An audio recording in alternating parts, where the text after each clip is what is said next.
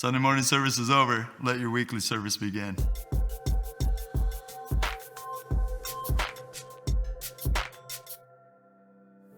Hey, welcome back to Live It Out.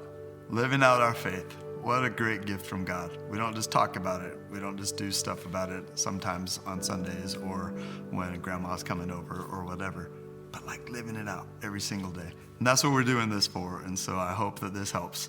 Hey, this week we looked at love and hate. In Psalm 139, David talks about hating those who hate God.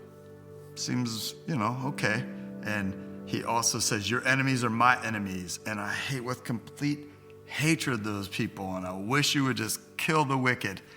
And therein lies this really weird dynamic in Psalm 139. But is it really that weird? In Psalm 139, David is lauding how awesome and amazing and omnipresent and omniscient and omnipotent and omnibenevolent that God is. And so here's his point, right? He's saying, you're so good, I want to honor you.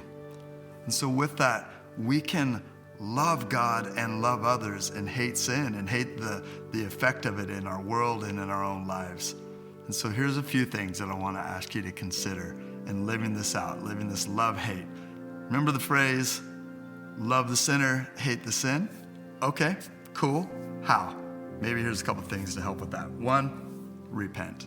Confess where you have maybe used your hate for things and offense and all of that. You've used that against people for vengeance. Confess that to God. Repent of it.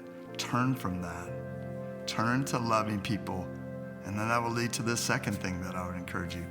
Pray for those that you consider are enemies of God, or maybe an enemy of yours, they've offended you. Pray for them to come to Jesus. Pray for them to repent themselves. Pray for them to come to God before judgment, because there is going to be judgment for those who are outside of Jesus. And then finally, go back to Romans 12, 9 through 21. There's some really practical ways to love God and to love others, including loving our enemies. Even though in this Psalm 139, 19 through 22, he talks about hating enemies. Really, the reality is only Jesus can fulfill that prayer. His enemies, when they die, his enemies, they'll be separated forever. But he came and died himself for even his enemies. And he wanted to make us one with him and to bring us to him, redeem us, and to love us and to bless us and serve us. And so would you do that? Would you look at these three things? Again, let me recap. Repent, confess stuff in your life, in your heart that's more vindictive and vengeful, and give that over to God. And then pray for people that you have a hard time with, that they would come to Jesus. They would repent before judgment. And then finally, Romans 12, 9 through 21. Check that out. Look for some practical ways to live out your faith for those that are tough to love. All right. God bless you. Be strong and courageous, and let it be contagious. See ya.